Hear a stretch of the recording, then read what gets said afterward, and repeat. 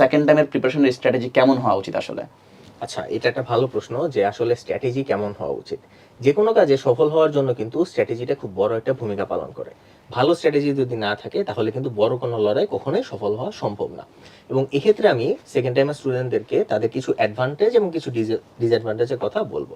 যেমন তাদের অ্যাডভান্টেজটা হচ্ছে তারা কিন্তু অলরেডি বইটা পড়ে ফেলেছে, তারা তাদের সিলেবাস সম্পর্কে জানে এবং তারা জানে যে ভার্সিটিগুলো কিভাবে প্রশ্ন করে এবং পরীক্ষার হলের যেই সিচুয়েশনটা এটা সে একবার ফেস করে এসছে, এটা তার জন্য একটা বিশাল অ্যাডভান্টেজ।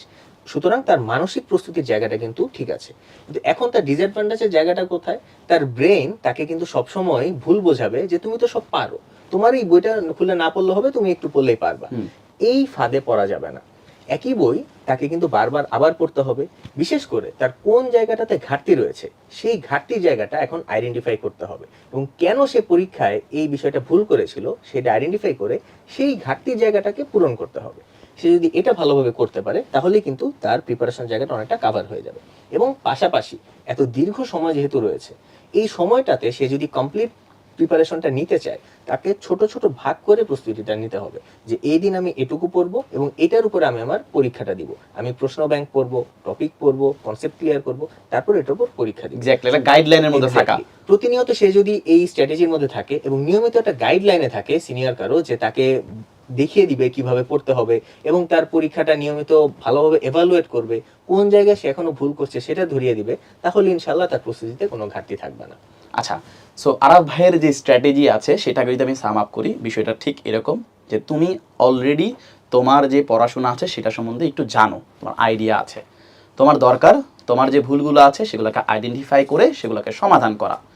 এখানে আরাফ ভাইয়ের সাথে যদি আমি একটা পয়েন্ট আলাদা করে যুক্ত করি, সেটা হলো তোমরা যারা এইচএসসি 25 থেকে এইচএসসি 26 সালে সেকেন্ড টাইমের প্রিপারেশন দিবা, তোমাদের কিন্তু এইচএসসি 25 সালের শর্ট সিলেবাস ছিল, 26 সালের যারা পরীক্ষার্থী আছে তারা কিন্তু ফুল সিলেবাসে পরীক্ষা দেবে।